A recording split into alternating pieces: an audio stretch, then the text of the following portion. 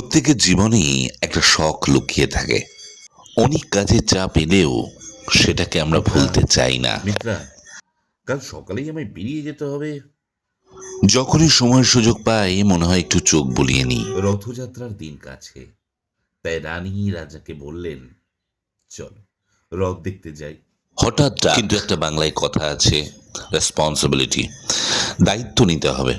তাই সর্বকাজের মাঝে আপনার শখগুলো প্রায় বিসর্জন দিয়ে শুনতে হবে সেই ডাক।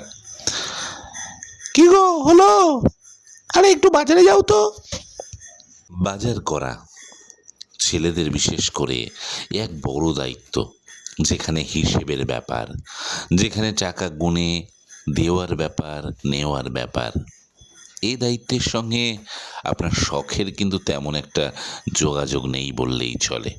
এখানে শুধু এগিয়ে যাওয়া, পয়সা রোজগারের দিকে, আর শখের কথা প্রায় ভুলতে বসা।